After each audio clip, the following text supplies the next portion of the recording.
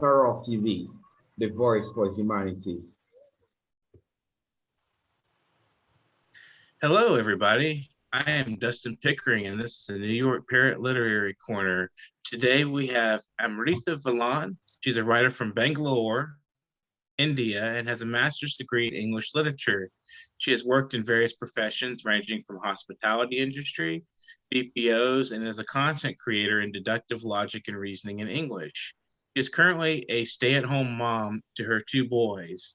Her work has been published in many anthologies and online journals, which include Poetic 2 and 3, To Be or Not to Be a Writer, The Poet's Christmas, Childhood, and Faith anthologies, Divided, A Poet's Stance, The Ink and the Sword, Down the Rabbit Hole, Fire and Ice, Earth, Wind, Rain, and Fire anthology, The Inspired Volume 7 and 8 anthology, The Alien Buddha Wears a Black Bandana, among many others. Her poems and stories have been featured in Spill Words, Cafe Lit, Cafe de Senses, Shot Glass Journal, Oddball Magazine, Modern Literature, Indian Periodical, Potato Soup Journal, Literary Yard, Poetry in Places, and Portland Metro Zine, among many others. Her new book, Avadurchi, is a debut collection of 50 poems about arrivals and departures, farewells and hopes of reunion, love, loss, grief, and the recollection. And it will be out May 7th, which is 3 days ago, 2021. So thanks for joining us today, Amrita. How are you? Thank you for having me, Dustin. And I beg your pardon about missing out Transcendental Asylum. I'm sorry. Yes, Transcendental Press is my press, and then Harbinger Asylum is the journal we put out. Yeah, that's and yeah, we published you recently in there. The last edition that just came out, spring 2021. I just missed that. I don't know how. I just missed mentioning that in my bio. Quite all right. That's all right. It's okay. We mentioned it now. Now I remember Harbinger Asylum. And yes. Transcendental is the name of the press. Transcendent Zero Press, yes. So, what are some of the themes you explore in your new collection, Avadurchi? We mentioned we gave a kind of fair list, but maybe you could talk a little more in depth about what you're exploring there.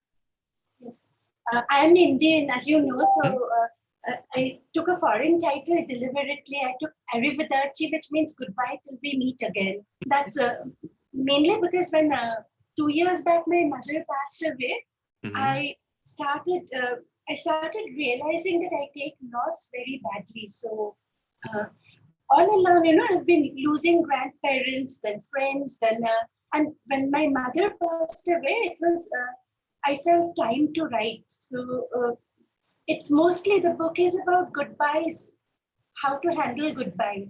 And that a goodbye is never really a goodbye, because the memories are more alive after the person is gone. And in fact, I just realized that some of the objects that are left behind by a person, which was inconsequential when that person was alive, becomes almost like imbued with the life. And I mean, all these things played upon me. So I felt compelled to keep writing poem after poem about mainly missing my mother, dealing with her loss, the inability on my part to say goodbye from Bangalore, because when I reached Calcutta, she was already slipping into a coma. So I was not sure if she was aware of me. All these things, I felt that this will help others also, because there are plenty of repressed emotions which we don't, give into. It's not pragmatic in real life to keep mourning forever. But what if that is all you can do? What if every poem, for 2 years, I could not write a single poem in which my mummy didn't feature. She would just slip into it, even if it's a poem about politics, if it's a poem about current affairs. And I almost despaired of ever being able to write. And then I decided, let me finish off with that part. And then Arrivederci meant that, the farewell is not final. Maybe there is a hope of another meeting, if not in physical form, but as energy, as in some way or other beyond our comprehension. And that gives comfort. That is enough. I mean, we cannot do more than that for ourselves. So the poems that are in this book are about goodbyes, hopes of meeting, love which is tinged with loss, not exactly, not happy, settled love, but always Right. about grief, always recollections. And the last, towards the end, there is a poem which is just a dream sequence. Because sometimes it makes, I feel that this life is a dream sequence. We are not aware of. So is it sort of like the poetry was unraveling a lot of what you're saying, repressed emotions that were underlying prior to your loss. And so the grief is I know from my own experience as well, that you start to have a lot of self-reflection and when you're in the memory of that person kind of becomes a comfort as well as almost a torture in a way. It's like a very strong longing you feel, right? So does that go into the poems as well? Or do you feel that that was part of those emotions that were encompassed? Totally goes into it. There is not a single poem where I'm not, contradicting myself. One moment celebrating her life, and the next moment the loss. That I know you don't get over it. You live with it. Right. Right. So how does being a mother yourself affect your poetic output? My boys are now 11 and 12 years old, so they're on the verge of untying the apron strings totally, and I'm one of those helicopter parents. So every moment, I have always been, I've got these ambitions that there must be somebody. And mummy's passing away again, that helped me realize that my mother never had any expectations of me, none at all. None at all. So somehow, I'm wiser for that.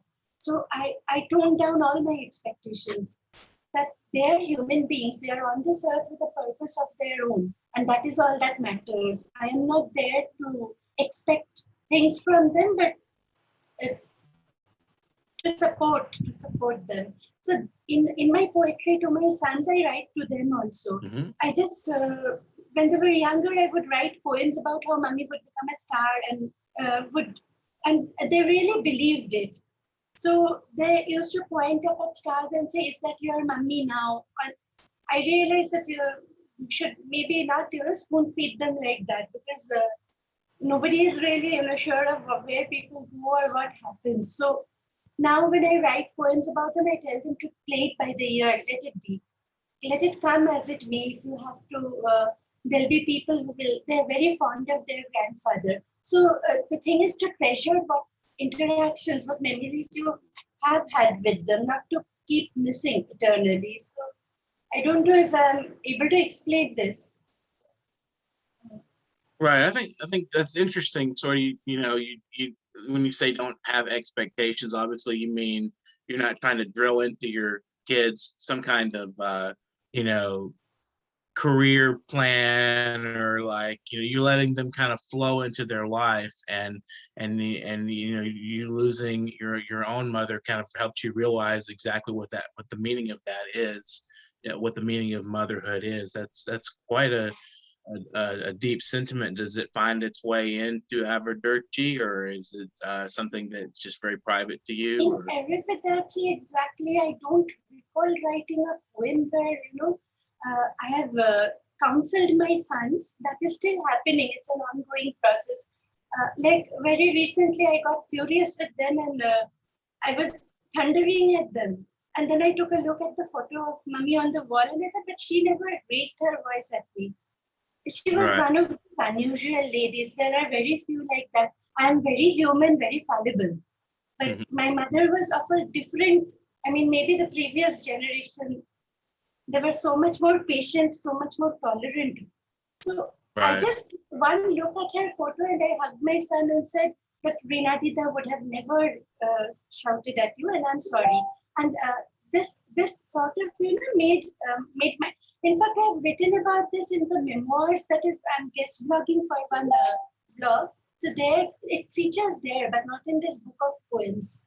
it's a very late realization. The poetry was already written. So in the book of poems, I write more about some poems about loss, about love, uh, even a bit of nature poems also, because being a first debut collection, I did not want to only focus on farewell, because who would want to read poem after poem about loss and farewell? So in between, there are a few poems where I celebrate nature, because everything helps when you look up at the sky and you imagine that at the far end of the horizon she is looking down. If a bird is flying away, you feel that a part of her spirit.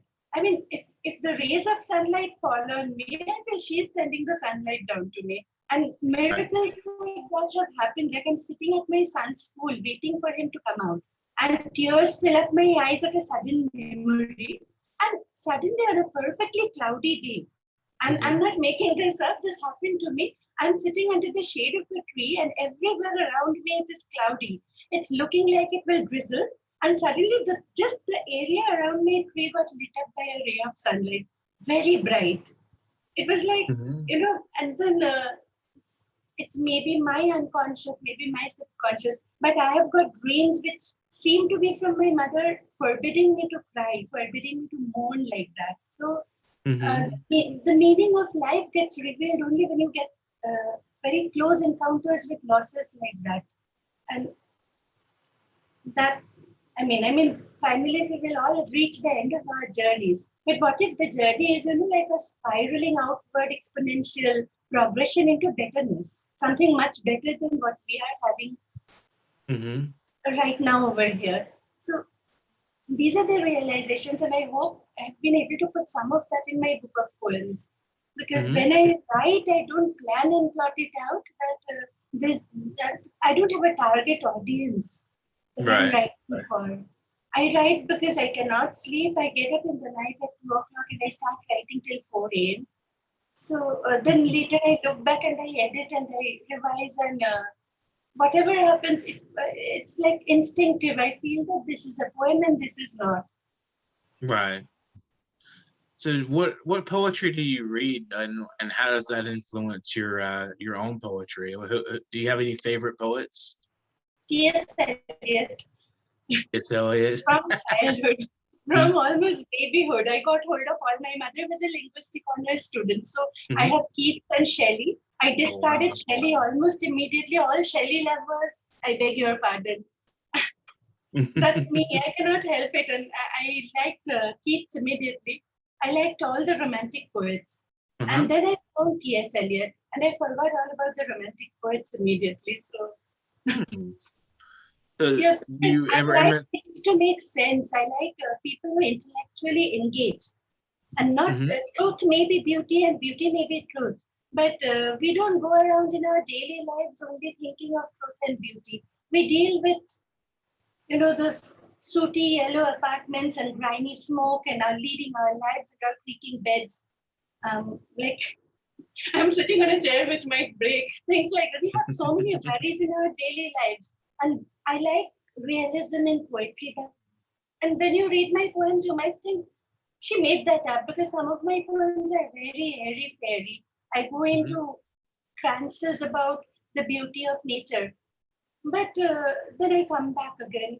This is the dichotomy within me that even I am not able to explain. So, but after finding T.S. Eliot, there was no other poet that appealed that much till I reached Maya Angelou and Adrian Ritz. So, because there was a strong need for feminism in my life at a time when, in India, you tend to feel that men have the upper hand. This feeling comes across that we are expected to be soft-spoken. This feeling comes across, whether or not, I mean, no one will admit it because it's a difficult subject, but it comes across that if you raise your voice, you're not a lady, but nobody tells a gentleman you're not a gentleman because you raised your voice.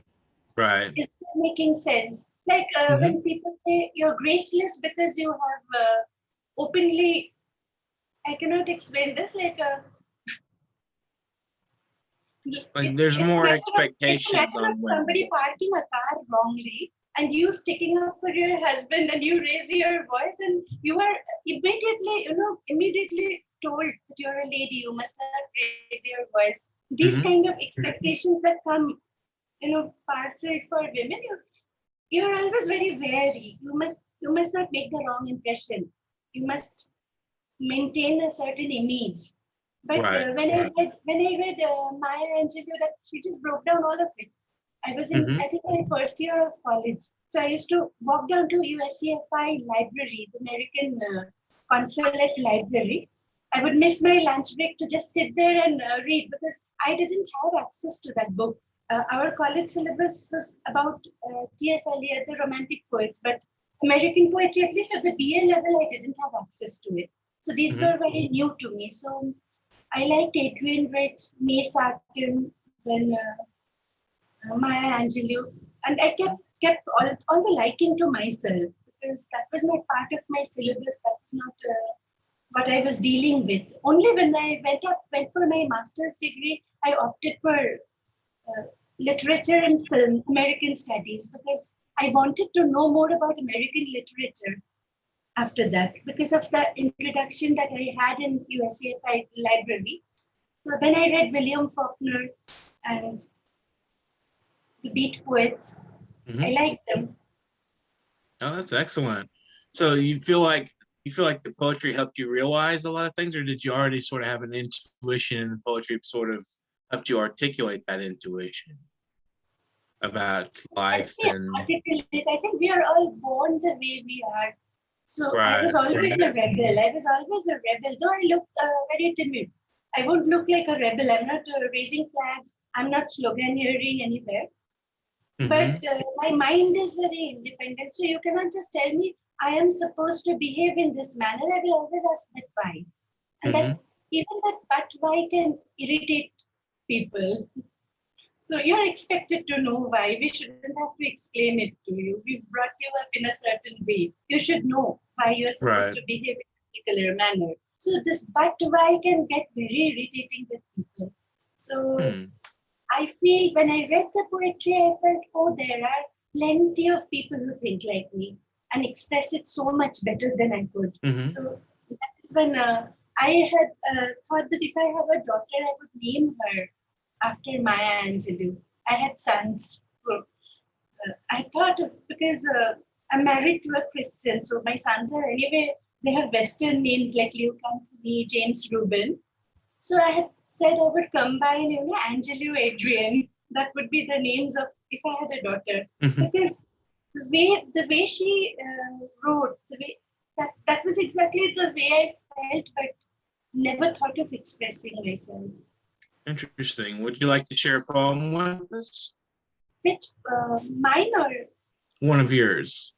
One of mine. Thing is, I haven't selected one of mine, or rather, just pick one. It doesn't, not too picky. Something that you feel was good that you like. Arrivederci, because okay. To our viewers out there, you're watching New York Parrot. To look at yes, feel free. I'll just do a little. No, I've got the poems on. Okay.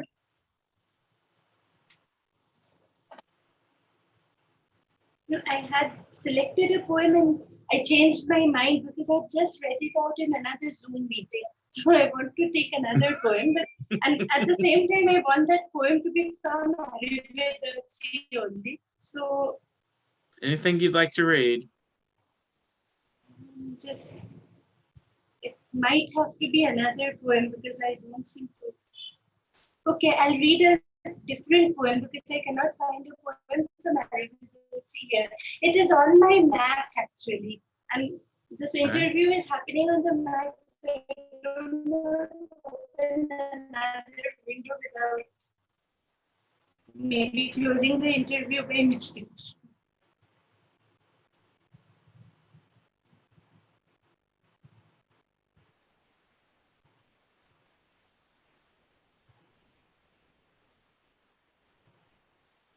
You're watching the New York Parrot Literary Corner. I'm Dustin Pickering. We have Amrita You can, Valan. you can ask me something else. I'll find it immediately. I will Okay, have in my page, but just take your time. So we talked about Maya Angelou. We talked about Audrey and Rich and how they influenced your mind into, you felt that they had spoken better what was in your, I guess, in your heart and soul. So how do you recognize that um in a poet? Does it just resonate a certain way? Is there a feeling you get, or is there like a mental apprehension maybe or something? How would you describe uh your reaction to a poem that just speaks to you? of another poet, poem by another poet that speaks to me. Yeah, how do you recognize when a poem speaks to you? How do you recognize that? How does that make you feel? Yesterday, I read this poem on social media. It was by a poet called Niharika Jo, and it was called Breath. And I literally started crying because she wrote very rationally, without any excess use of emotions. But each verse about breath, each verse described a different aspect. One about corona, one about her suffering father who has asthma, how she managed to save his breath in time. And then in the very final, in the penultimate verses, she spoke about George Floyd. So Wow. how he was deprived of breath for those last 7 minutes or so, 8 minutes. I'm not sure of the exact time. But yes, when a poem speaks to me like that, I start literally shivering. It takes me time. If it is really good, it takes me time. I cannot, react immediately. So I come back to it later to put my comment. If it is that good. Yesterday it felt that good to me. So if Right. you're I think asking me about current poem like that, if you're asking me about one of the classics, The Last Ride Together by Robert Browning, that was one poem which affects me each time I read it, every time. The Last Ride Together, because there's a tempo, a pace to the ride of the horse, in which the lady and her lover are riding, and they know it is their last ride together. So each verse, every verse, like when the feeling of the poetry is brought out by the movement of the poem. So The Last Ride Together, so that poem has special meaning to me. So that is I think I Emily found Dickinson had an interesting phrase where she said I she love knows. Emily Dickinson also. Yes, love she's Emily excellent, Dickinson. isn't she? I love E. Cummings. I love poets who say it is okay to be a nobody, that you don't have to be somebody. I'm nobody. Who are you? There are two quotes who say, I will misquote Dustin. I'm not good at quoting. But the gist of it is that E. Cummings says it's very difficult in this world to be who you really are, because everybody is trying to put labels on you. Right. The toughest act is to remain who you are. And doesn't Emily Dickinson say something very similar when she says it is very dreary to be a somebody, croaking like a frog in a bog, and it's much better to be a nobody. And but you don't dare tell others you're a nobody, because you'll become a persona non grata immediately. That kind of. So see, I cannot quote it, but the feelings that stay with it. I love both those poets also. Right. I found a poem. It is not about arrival or departure, but it is in the book Arrivederci. Okay. Because in the last lines will make it clear why it is in that book. Shall I read it out now? Yes, please. Sorry, I kept you waiting for so long, and then I'm asking. It's okay. It's okay. We had a nice little talk while you were Very searching. first interview in my life, so I don't know the ways of. I'll just carry on. Black. The poem is Black. Alan Johnson recently was kind enough to make a video out of it. So I'll post that video later on my wall. But this poem had meaning for me again. She wore black on her sepia skin. The sable gleamed, the night skinned of deception. The lady, big black eyes, wide, openly dreamed. Her eyes jet castanets looking inside, a smile, a cut-piece job, a knife stab that cried. In self-wrought corners, a pocket universe pondered. Pristine sunlit lawns, happy cavorting kids. A strong man helped her with odd jobs. At night, they lay on their backs, looked up at the stars, and he chose the brightest one for her, till she forgot how to weep, recited poetry in her sleep. The lady wore black crepe, thinly disguised skin of dark, magnificent schemes, absorbing a magnitude of munificence from mere mundane things, realizing her soul, growing her own wings, daring to show what cannot be seen. Excellent lines in there that are tantalizing and kind of makes you think, the when you rhyme weep and sleep. My poems, there won't be full happiness in it.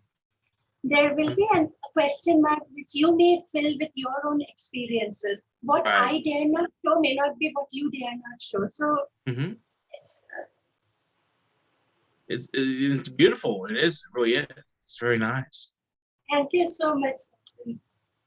Excellent. Just comes to me, and if it's dark, I've noticed most of the poetry comes to me if I switch off the lights because it makes it. The mind's eye awakens or something. So sometimes I'm not sure of why I'm writing when I'm writing it.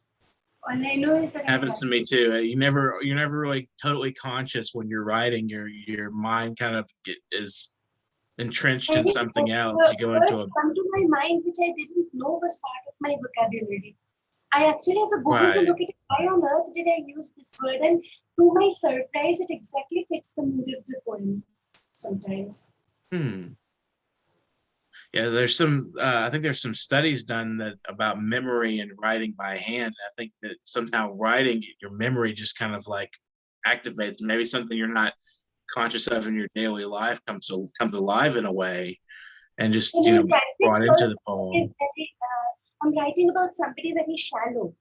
And suddenly, there was, right now, I've again forgotten, it just comes and it goes. As I wrote the poem, the name of that person, who specializes in the bling kind of jewelry, that Italian designer, and now I cannot remember his name again, I've forgotten. It just it became part of my poetry, and I was like, who is this guy and why has he entered my poem? So I went and Googled him, but it is in the Friend episode where Joey wears this very flashy bracelet. And he forces Chandler to wear a same brother bracelet. And it comes from the house of, I cannot, would you remember the house of? Extremely, somebody who wears this flashy kind of, and that thing must have stayed in a corner of my mind. I'm so sorry that I cannot remember the name of that person. It's famous, the house of. Interesting. So it's sort of, almost like a dream, because my grandmother used to tell me she dreamed of this house. And then she finally one day was driving around and she saw this actual house that was in her dream, and she had never been in that place before. So it's almost like the very similar experience. I guess writing, and I've made this comparison myself, of writing and poetry especially being like a dream state. You go into a trance and you find things that you never knew you knew, or you find things that happens to me all the time. What you said about it's interesting, very interesting. When I dream of verandas I've never been on, or I've dreamt of. I cannot possibly imagine a situation from World War II. So I've dreamt I'm a prisoner of war and being made to cross sandy deserts. Why would I dream of that? I really don't have any idea. So maybe, our subconscious mind just, keeps references which are interesting and sort of keeps them away, stores them. And then maybe for some symbolic reason, walking through a desert is important to me, and out it comes. So I actually remember being a prisoner of war in a desert during the Second World War. And a prisoner of the Italian soldiers, not the British, very specific, not the British, not the German, but the Italians. So, that's interesting. Maybe like a past life experience or something, you know, that kind of was brought to life. Interesting. So, maybe, I have a big brother, so maybe I read his Commando War comics, or maybe, I had a Reader's Digest collection of stories from World Wars. So God knows what exactly influenced me, but all I know is the dream came much later. It was not, a follow-up of reading those books. So probably what is important, our mind just throws it away. And we don't know it is important till later, much later. Right. So the meaning develops out of time. Out of experience, out of life. Experience, right.